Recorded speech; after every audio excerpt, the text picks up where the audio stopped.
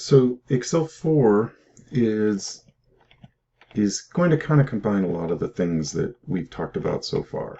So charting and graphing, you see this all the time. Oftentimes it's mysterious. Sometimes people think these are pictures. They're graphic images, but they're controlled by data. And you don't need to know the details of that. But when you see a really pretty picture, the next question you should ask yourself is, how did that happen? So did somebody sit here with a magic marker and make these? Did they take a picture with their camera and put it in here? And sometimes you won't know. So if you're looking at a website, oftentimes it's difficult for you to know if that's a picture or if that's actually being produced with live data.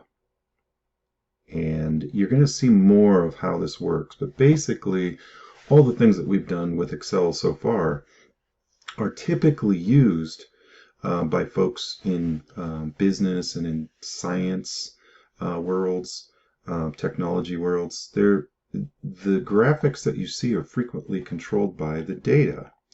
So all they're showing you here in these two pictures on page EX188 is mostly images, but you can also see that there's some data points here as well. So again, take a look at the different green bubble areas, data series, category values, data source. Some of these things you know about. Data labels. Some of these things are technical terms that Excel uses. So if you don't know what they mean, you will, or you should, because by the end of this, if you don't know what they're talking about, you won't know where to go click. So that's where the language becomes really important.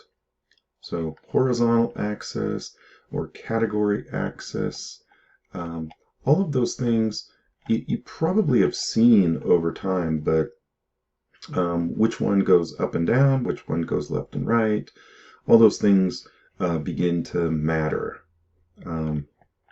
After you use Excel a whole bunch, some of those things will become pretty common to you.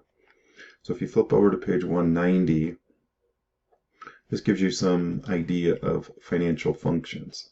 So I'm not particularly interested in having you memorize any of these things here. I think you should have an idea that there's things that do financial calculations. I think that's important. You could probably look these things up pretty easily. So if you're interested in finding interest rates, you're going to go buy a car, or a house, or take a student loan, these sorts of things are what's going to really help you. And Excel does most of these for you. So the PMT function, it's like that's the one that most people are really interested in. How much is it going to cost me every month? That's great. The problem is that if you end up having to pay for the rest of your life an amount that you can afford, how much money does that mean that you actually end up paying? So that's the principal here and the interest. So if you come up here, you can begin to figure out which ones of these things will help you decide what that is. So typically, if you take out a loan, let's say a student loan, and you pay it off very quickly, there's not much interest that you're going to end up having to pay. If you take the maximum amount of time to pay off your student loan, you're going to pay probably double, triple, sometimes quadruple the amount of money that you actually borrowed. So just be careful. The time that you use to pay that money back is going to affect the amount of money that you end up having to pay. They're not just being nice by lowering your payment. That bank or that loan agency makes a lot of money. Okay, so on page 191, it talks about the PMT function, the payment function, and it needs a bunch of things in order to be able to figure that out. So it's the rate, the NPER, the PV, FV maybe, and all of those things. It doesn't really matter at this point. That's the reason why we're doing this exercise. So I'm going to start off here at the bottom of page 191 in the tan colored box. So EX191, I'm going to flip and get our Backspace workbook downloaded. I'll take you through that whole process again in case you've forgotten. Okay, so they want us to find the Backspace workbook, which is located in that Excel 4 module folder. I'm going to take you through this whole thing again because I'm assuming some of you are working on various different computers right now. So we need to go back to our class. We need to go into the basic stuff. So find the basic stuff. Go down to the download and extract data files for Windows 10 users. You don't need to watch the video. I want you, if you're using Google Chrome, if you right click on Excel tutorials and choose save link as, I'm using Windows computer and I'm using Google Chrome. And it's asking me where I want to put this little guy at. I'm going to put this, find your own place, whatever makes sense. I'm going to put this into this place. So this is where I'm putting things on Google File Stream. You can put these in your desktop, wherever you want to put them. I'm going to do this from this point forward. I'm going to re-download the data files every single time. So if you remember where you put them and you've already done it, that's great. I'm going to put these here. I'm going to just download Excel 2016 student data files.zip. Okay, and it's downloaded. I'm going to come down here, click that little arrow, not click on the file, click show in folder, and there it is. And now I want to extract all. So I right clicked and I chose extract all, and sure, we'll just put it right back where it was. And there are my files. So we're working on Excel 4. This is the module, and we want the backspace. So I open up Backspace, and there's my Backspace. They want us to save this as a different file, though. So choose File, Save As. I'm going to put it right back where it belonged. I'm going to call this MRH Backspace Gear. Choose Save. And there we have it. And I'm looking at the very top. It says MRH Backspace Gear. And if I'm looking on page EX191, that's basically step 1. So let's go to step 2. Put in my name.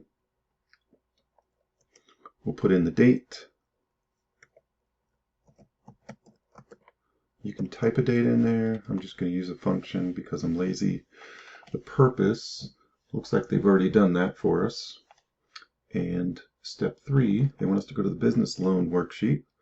And we're going to need to enter some information in here.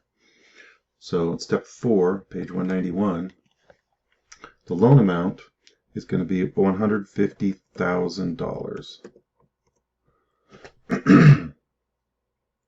Step 5, cell B5, they want us to enter 6% as the annual interest rate. So just FYI, that's a pretty decent interest rate for a loan. You can get them lower for like cars per se if your credit's pretty good, but for credit cards, things like that, you're probably not going to see anything that low. For a house, you would get things for cheaper interest rates. Okay. So on page EX192, step 6, B6, it says to enter the number 12 because payments are typically 1 per month. There's 12 months in a year, so there's going to be 12 payments per year. If you go to a loan shark or one of those check cashing places and get a loan, like a payday loan or something like that, this is going to be crazy. So we're doing normal loans. So I would strongly recommend not doing payday loans, little strip malls, things like that. Because they're going to take this and they're going to make your life miserable with interest. So in cell B7, I'm off my soapbox. Okay, so we want to type equal sign and then B5 divided by B6. Okay, so you can kind of see those two cells are highlighted up above, and so it's dividing cell B5, which is the interest rate, by the number of payments. And when I touch enter, what it says is that the rate is going to be 0.5% per period. Okay, so each period is going to be 1 month. So if you multiply a half times 12, you're going to get 6, which is the annual interest rate. Step 8, in cell B8, we're going to enter the number 10 because that's how many years we're going to take out the loan for. And then the NPER, which is the number of payments, and you could probably figure this out in your head already, but we're going to enter B6 times B8 because we want this to automatically adjust. So if we were to pay it off a little bit early and perhaps loan amount is increased or decreased, you renegotiate and get a different interest rate, etc., etc. These things can just be adjusted, and it'll automatically update all those items there. So if we scroll down on page 192, we're going to calculate the monthly payment in cell B11, and they're saying in step 2 to go to the formulas tab in the ribbon. Okay, and then we want to click on the financial button, which is here, and we're looking for the PMT function. So these are in alphabetical order. You could have easily just typed in the PMT. This is going to bring up this panel that I really like to use. And in the rate, so they've given you some information here already. So for the rate, we want to click on cell B7, and it's kind of giving you that already because it's in all caps rate. And so B7 gets entered there automatically. So if we go down to NPER, you can kind of see what they've done here. They've made this pretty easy for you. In the PV, we're going to click on cell B4 because that's where the PV is. So PV stands for the present value. Okay, so NPER is the total number of payments for the loan. And then the rate is the interest rate per period for the loan. So this gives you kind of some helpful little hints about what means what. And if you look at the figure down at the bottom of that page, on page 192, you can kind of see what I've done is what they have as well. So once you have that, scooch over to page 193. It says to click the OK button. One thing just to notice here, there's 3 things that are in bold letters. That means that you must, in order for this thing to work, you must fill these out. The ones that are not in bold are optional. Sometimes those are important though. So before we leave this page, if you look down here under the formula result, it's giving you the number. This is what's going to show up in the cell that you chose to enter this information in. So if you look back here on the page itself, it looks really weird. If you look up here in the formula bar, it gives you what that formula is looking like right now. So if we choose OK, it comes up with red 1665.31, which is a negative amount because that's what you owe each month. So now we're going to go down. Okay, so we're in cell B11, and you can kind of see up here what that's looking like. All right.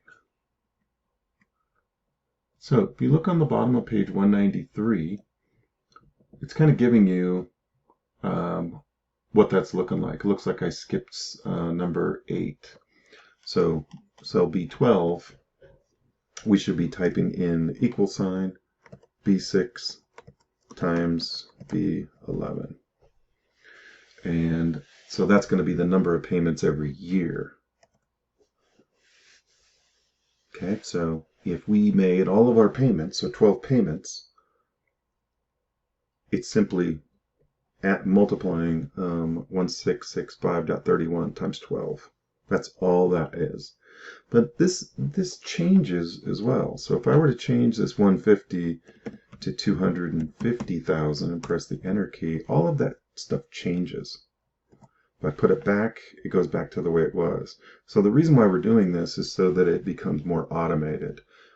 Easy enough for some of you to type this, but then if you were to want to alter anything, you'd have to go back and change everything. So by using the formulas, it helps you pretty tremendously. Okay, so page 193, check your work on that picture, and you can kind of see what I was just talking about, how you alter some of those things. And then they automatically change. Page 194, enter the loan repayment amount with the cash flow projection. So go to the projected cash flow worksheet, which is over here, and find cell B20. So B20, it's right there. So that's the loan repayment. And we want to enter 20 grand. Okay, so that's going to be the loan repayment. And we're going to copy the B20 into the range C20 through K20. So we can copy that all the way over here. And so it just takes that same amount of money and puts it in all those. Flip down to bottom of page 194 and you can kind of see what they've done there. Looks just like mine. And then on page 195, they talk a little bit about some of the charts. If you go to page 196, they're talking about all the different types of charts and categories and things like that. Let me tell you this. People love to baffle you with their intelligence, and it makes them feel better sometimes. What you need to remember is those very people who make you feel small because you don't know all the details of these things started off in exactly the same spot that you are. So you learn how to use one thing, and then it either becomes useful or not useful, and then you learn another one. And once you figure out the process, though, you'll figure out that there's only a few of these that you're probably even going to want to use on any sort of routine basis. If you teach Excel for a living, and honestly, I only teach this like one class, so I don't really get into a lot of the details, but unless that's your specific job, statistical analysis perhaps, you're probably not going to use most of these different sorts of charts. I think the ones that we are going to go over are the ones that are going to make the most sense for you in terms of your, I don't know, business as a student kind of thing, and just being normal people, probably having jobs with paychecks and things like that. So, okay, so on page 197, there's a bunch of pictures there about different types of charts, line charts, bar charts, 2D column, 3D column charts. Pie charts are probably the most basic sort of chart that you're going to see. And flipped over to page 198. So they want us to go to the market summary worksheet. So the market summary worksheet, we want to select the range A4 through B10. So A4 through B10. So this highlights the data that we're going to be using to build one of our charts here. Okay, so this is kind of back to that notion where you don't come up with these things. Usually you're given data to do this kind of stuff. So we've got our data highlighted here. So the top would indicate that that's the description of what's beneath it. So we got pack type and the things below that, and then the total, and then a bunch of numbers below that. So make sure you have these two columns selected and nothing else. So if you're unsure, just go back and grab that whole thing again. If you don't do this properly, your chart will not work properly. So now we want to go to what it's saying is that there's a quick analysis button at the very bottom here. And if you click on that, there's a charts option. Okay, so there's formatting, charts, totals, tables, spark lines. We're looking for charts. And in this case, I bet you can kind of guess what we're going to be looking for. So flip over to page 199, and it shows you kind of what we just did. But we want to click on the pie. And if you click on the pie, it's actually going to just stick it into your worksheet there. So that's how simple it actually is. So each one of those little colors at the bottom, that legend, they associate with the colors in that pie chart. And you can see that by default, it's separating each slice of the pie with a little white sliver between them, which makes it probably a little easier for some people to read. But is that exactly what you want? You can certainly keep that if that's exactly what you were looking for. But we're going to make some changes to this. So if you're looking at page 200, step 1 says to point to an empty area of the chart. So I know that my chart is selected because I see these little drag handles on the sides. And I can also see at the very top that chart design is selected. That menu item doesn't normally exist unless you're working with a chart. Okay, so point to an empty area of the selected chart, and you can see that now you have a four-way arrow, and it says chart area. So it says to hold down the Alt key, so find the Alt key on your keyboard, and you can move this thing around. And they're suggesting that you move this thing down to cell A12. Okay, and then once you've got it on cell A12, you can let go of that. And then in step 3, it says make sure you're at the lower right corner of the chart and make that one go down to D26. And you don't need to be perfect, but what you're trying to do is you're trying to line up this stuff here on the left-hand side. So you want a little bit of space here, and you want these to be lined up. And I think that just makes it a little bit easier for people's eyes to kind of follow as you're making your charts and stuff. And then I'm still on page 200. Okay, it looks like we've got all those steps done. My cat's going crazy here. Page 201. Look at the image that's on that page. Make sure your chart looks similar. So you can see at the top it says total. The bottom you've got a legend. Okay. And then at the bottom of page 201, we've still got our pie chart. No, I don't. So now my pie chart is selected. So that's what it looks like if it's not. Now it is. And I've got these little tools. I've got the chart design. And now it says to click on the chart elements button. So this is the chart elements button, this little plus sign at the top right. If I click on that and I click the chart title checkbox to deselect it, it goes away. And now point to the data labels. And if I do that, you can see I haven't checked anything at this point, but what it does is it puts those numbers up there. So that's what a data label would actually do. And there's some ways that we can alter that. So we're going to actually put a check mark next to the data labels. And then those numbers are going to stay put in there. And we're going to change the styles for the chart. So we're at the chart elements. This little kind of paintbrush thing is the chart styles. So click on that one. And then we're looking for chart number 12.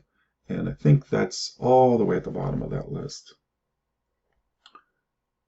And we're going to click on that one. So that's going to be our new style. And you can kind of see it changes the look and feel of that chart there. Let's make sure I haven't missed anything there. Page 203. So it's giving you kind of an idea of what it is we've just done with these little images. And then at the bottom of page 203, we're going to do some formatting of the legend itself. So we want to go back to the Chart Elements button, which is the plus sign.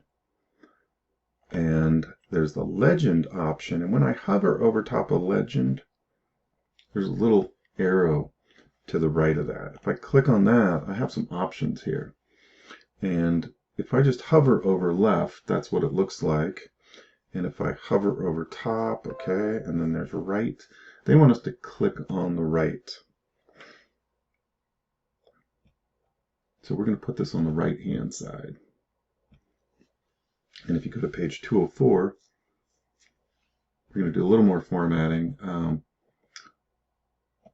So we're going to use the Format pane to format the chart legend. So on the Legend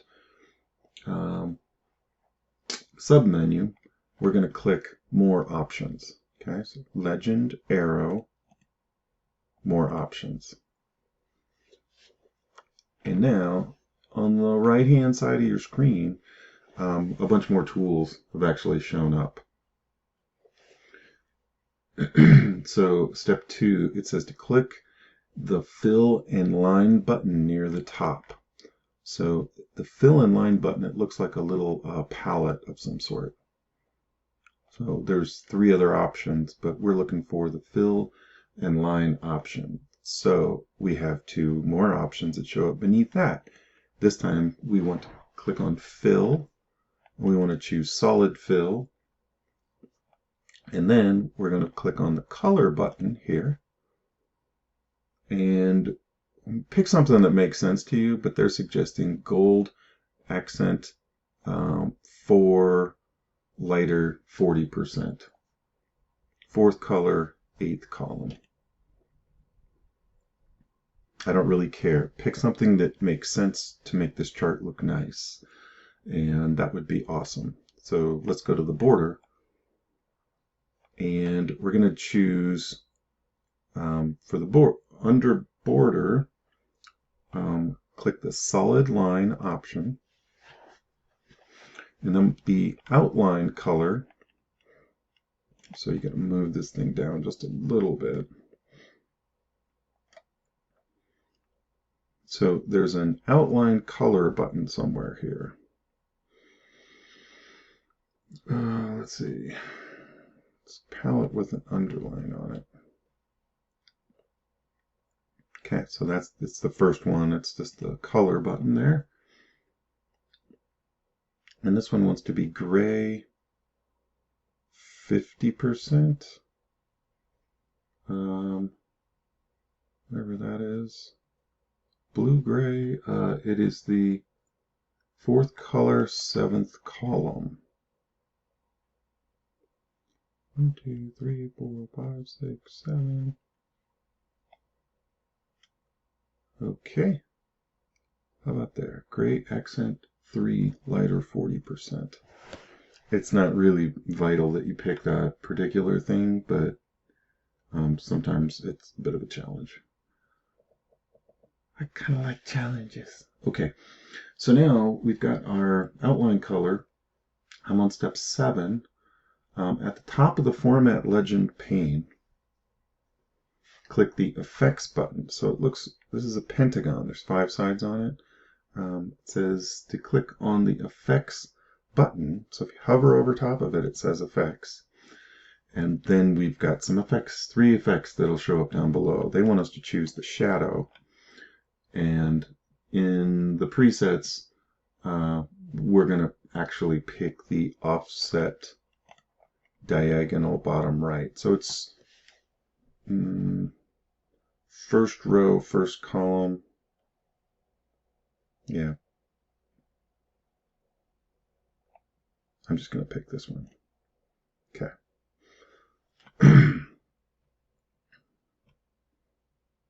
mostly what I'm looking for is that you know that there's effects that you can pick.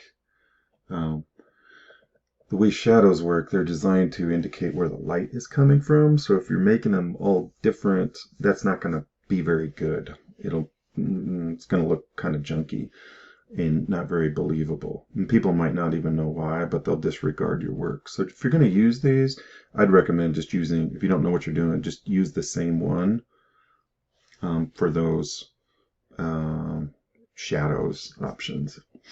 Okay, so I'm on the next page. This is page 205. At the top of the format menu, we want to click on the Legend Options arrow. So I'm at the format pane. We want to, that's not it, Legend Options arrow. So this is it right here. A tiny little arrow there. And again, if you look to the left over here, my legend is what's highlighted. That's why these show up. So if it doesn't show up for you like it does on my screen, just go back and make sure that you've clicked one time on that legend. So they want us to actually go to the series total data labels. So that's step 1. Okay, so that's what we're working with right now. And near the top of the Format Data Labels pane, we want to click on the Label Options. Okay, so it's going to be these 3 vertical bars. So if I click on that, for the series Total Data Labels, we want to click on the Label Options, which is right here. And we want to go to Percentages, okay? And that'll be checked. Value will be unchecked. So if I keep the value checked, you can kind of see it looks kind of messy there with all those numbers in the pie itself. So if I only have the percentages, that's all that shows up within each one of those little pies. And then the last thing that we want to do here in the position, right now, Excel is figuring out what to do. We want to choose the outside end, and that utilizes the that white area outside the chart a little better, and I think makes it just look a little more easy to read too. Step 6. Okay, we want to go down to the format pane, and click the number to show the number formatting options for yes, right here.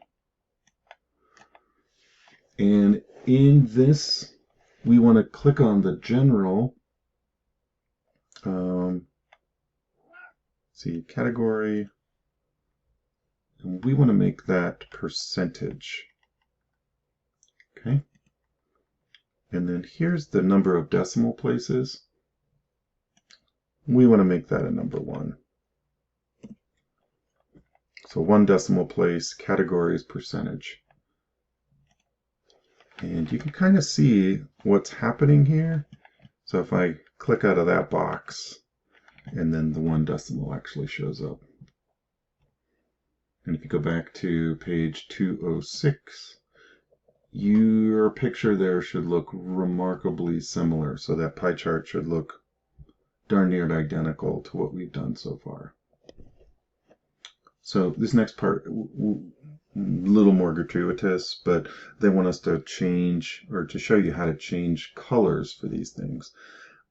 I don't know that you should get into this level of detail. We're going to do it so you know how to make it work, but we're going to click any pie slice to select all of the pie slices. So notice I only click 1 time, just once.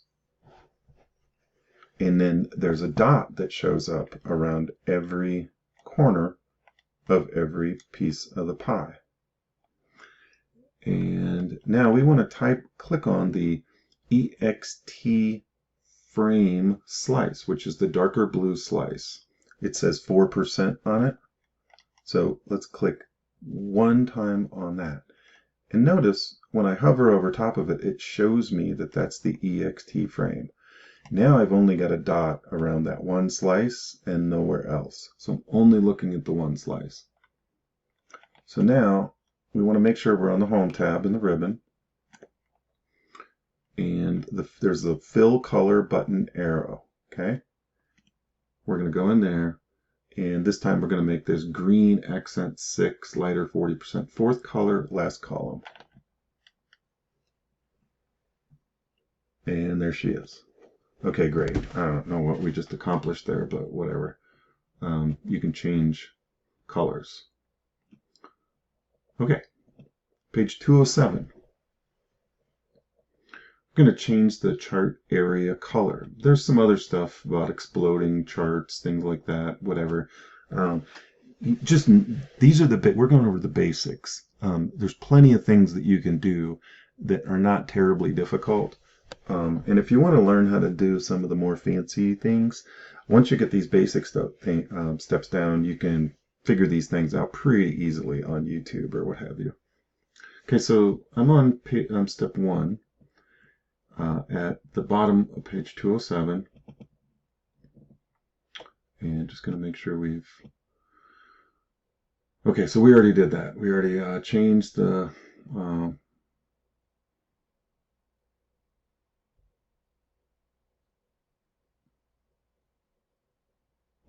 not sure I want to do that. Okay. I'm going to flip over to page 208. Okay, so 208 shows you the color change that you made. And now what it's going to do is ask us to do that what if analysis on this chart. So in cell B7, so scroll up, go to cell B7, and this is the hiking. They want us to change the hiking value from 55 to 100, and as you type, notice nothing changes in the pie itself. But once I press the Enter key, everything changes. So all the calculations were altered. The size of the slices changed, and if I put it back, they all go back to the way they were. All those percentages are altered again. So you can begin to see how quickly this could help you. So if you decide to sell 500 of these internal frames, that's what the pie is going to end up looking like. And then put it back to 44. So this helps people kind of visually begin to make plans and things like that. So okay, so we've got everything back to the way it was. So hiking is now 55 again. We're going to change cell A9 from EXT frame to external frame. And press Enter, and now you can see on the legend itself, it alters that. And then we're going to do the same thing with the int frame. And again, those are live. So these are connected. So this data is connected to this chart. So if you were to delete some of these lines up here, this chart would change. So just kind of keep that in mind. When you're working with spreadsheets, sometimes it's good enough to know that data is linked from one to the other, and that would prevent you from changing things just indiscriminately, especially if you're working in a group. Okay, so we are going to do a little filtering now. So click the pie chart, make sure it's selected. You can see there's dots around the outside of it. You can also see that I've got chart design and format, and then this is the filter button on the right hand side. Looks like a little upside down cone. Click that, and this time we're going to select hiking, external, and internal. So hiking, external, and internal. And then choose the apply button. So if I'm only looking at those three things, then these are the percentages relative to one another. So we're not really considering the other things, kind of pretending like they don't exist. And if you look at your chart, the pie chart image there, you can kind of see, looks like I missed something here, whatever, it doesn't really matter. School, looks like I missed school. And then apply. Doesn't even matter. Okay, so the idea here is that you can just easily make sure that all of them are selected, applied, and you can exclude certain things. So if you had some things that, some items that might not have been important, or maybe that you didn't really sell very many of, and you didn't want to have them listed on the chart because it was just noise and it made the chart too busy, this is where you might actually want to go filter those things. So page 210, these are column charts. You can kind of see there's different sorts of charts. Sometimes they put the information to the left or right of one another. Sometimes they put the information of various different types on top of one another. So it really depends upon what you're trying to get across. I would be really careful. The more complicated the chart is, there's a hidden indicator that says that you know intimately about this data. So if you don't know that, stick with simpler sorts of charts and graphs. Okay, moving right along. I'm on page 211, step 1.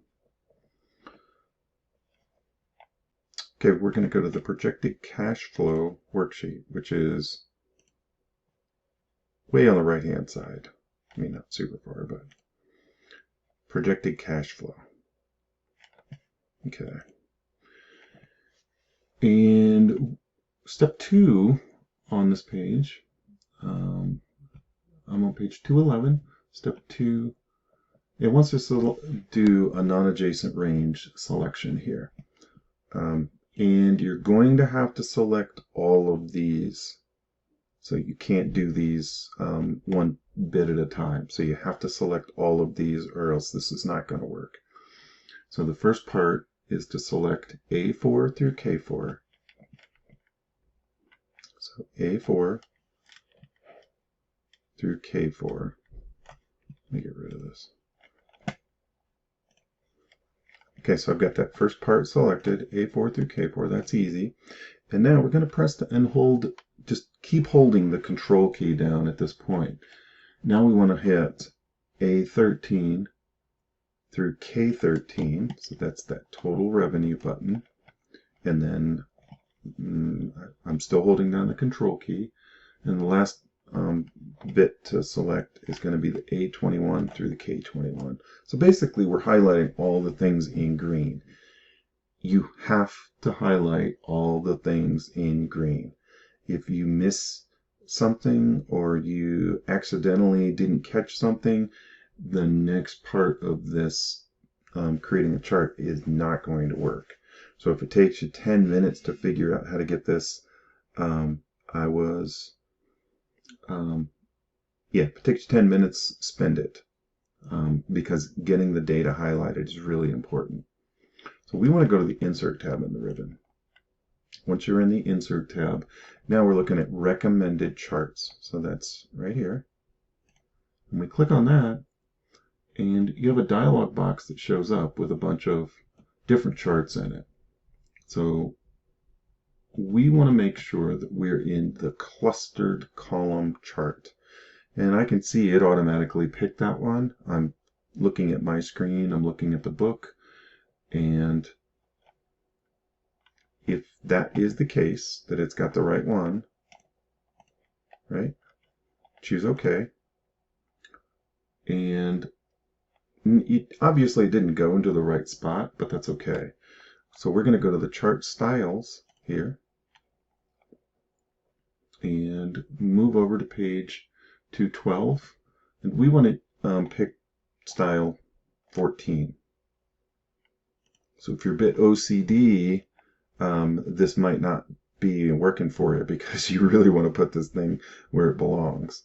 I think that's part of the reason here is that they do this, is to kind of get you used to the fact that things don't usually wind up exactly where you want them, but that we'll get them where they need to be soon enough. So moving down, bottom of page 212, now we're going to get it where it belongs. So click one time on your chart, make sure it's selected, and I'm in the Chart Design tab at the top. On the right hand side, there's a Move Chart button. I'm going to click on the Move Chart, and we're going to make sure that we're at Object In, and click the arrow to the right of that. And then this time we're going to move this into the Financial Summary sheet. So all of these choices here are the different worksheets that we have in our current workbook. And when we do that, it automatically moves things around. And now we can alter this thing and get it where we want it to go. So I'm going to press the Alt key down on my keyboard. And now they're suggesting that we scooch this to cell E4, something like that. Basically, we're just trying to make sure these things are lined up at the top. Now on the bottom, we want to try to get this down to L20. Give ourselves enough, give ourselves a little bit of room to work with and take it down to cell L20. So something like that.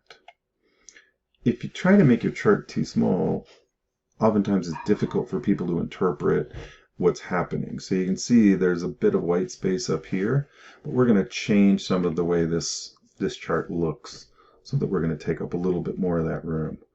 And in the end, if you still have too much, you can alter things a little bit. I'd suggest just kind of following the steps in the book at this point. Okay, sorry about that. So we moved the chart around, and it's basically where we want it to go. And let's see here. I'm on page 213. Let me make sure I didn't miss anything at the bottom of that page. Okay, so on page 213, we're going to let's see, step 1, at the top of the column chart, we're going to click Chart Title. Okay, so you can see I've got 4 little dots around the outside of it, and they want us to type projected revenue and expenses up there for the chart title, and just click off of that. Sometimes if I use the enter key, weird things happen like that. So that's why I click off of it. In the book it says to hit the enter key, but that might wreck your whole chart. So just be careful about that. On the ribbon, click the Home tab. And actually, we need to come back here and just make sure that this thing is highlighted. So you're in the Home tab. And we want to make sure that our font is Calibri Light. We're going to make it 16. Okay, it's already 16. And then we're going to make the font color for this. So this is the font color button. And we're going to make this one green accent 6, darker 25%. Okay, so right there it is, kind of near the bottom, second row from the bottom there, on the very end. And we're going to continue this whole thing throughout the rest of our charts. So I think it's important, sometimes people like to be different, and I think being different is fine, but when you're trying to have continuity within a workbook like this, I think it's important that you keep things similar. That way people track whatever it is you're trying to convey to them. All right, so we're going to do another one. So that chart's basically done. And I'm going to go to page 214. Okay, so we're going to do another chart here. So go to the projected cash flow sheet again. Step 1, page 214. This time we're going to pick cells A4 all the way over to K, excuse me, yes, A4 to K4. Press and hold the Alt key down, and then we're going to get the A16, okay, A16, all the way down to K20. So not the green ones now.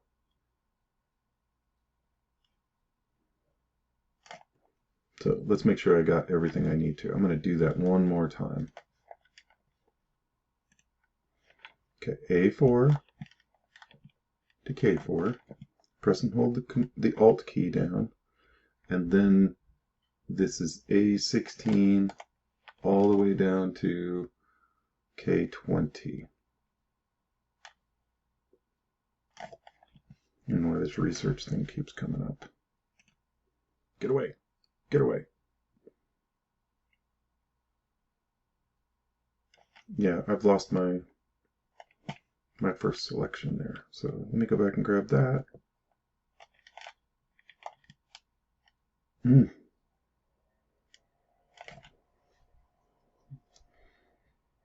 Yeah, I'm not sure why that continues to come up. All right, I'm going to minimize this a little bit more so I can see everything here. Get rid of that. Okay, so I've got categories. I'm going to press the Alt key down, and it unhighlighted everything. Okay, give me a second. Not a very good teacher. Pick your A4 through K4. Press the Control key, Matt, not the Alt key. Okay, so A16 through K20.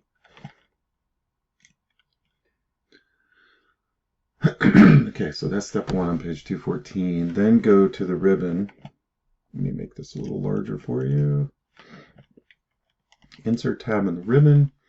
And this time we're going to choose the Insert Column or Bar Chart. So there's a bunch of different things that are here. So you're just going to have to hover over top of these to figure out what's what. The one that we're looking for has 3 bars. One of them is blue on my screen. Yours could be a little bit different. But when I pick that, we're looking for, there's this big list. We're looking for the stacked column. And that's the second one in the 2D column section.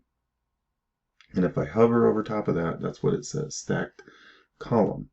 So now we get our chart, we go to the styles, and we're looking for style 11. So is that 11? 10, 11. So the last one, again, is what we're looking for. Okay. So that's what our chart looks like. Now, if you look at the top of page 215, that's what your chart's going to look like. Wait, did I move it yet? I think I missed a step there. Yeah. So we need to move this guy. Sorry about that. Step 6, move chart. So click one time, move chart, and this time we're going to choose Object In and put it in the same place. Financial Summary, choose OK. And now we're going to do a little editing. Right, so we want to move it over to cells E22 through L38. So E22 through L38. So kind of like so that there's just a little bit of air between the two of them. And then we're going to move this guy over so it matches up vertically. So I've got basically a cell in between these two, and then they both line up on their left edges as well. So we want to click Chart Title, and this time we're going to call this Breakdown of Business Expenses. And then click off of it, click back on it one more time.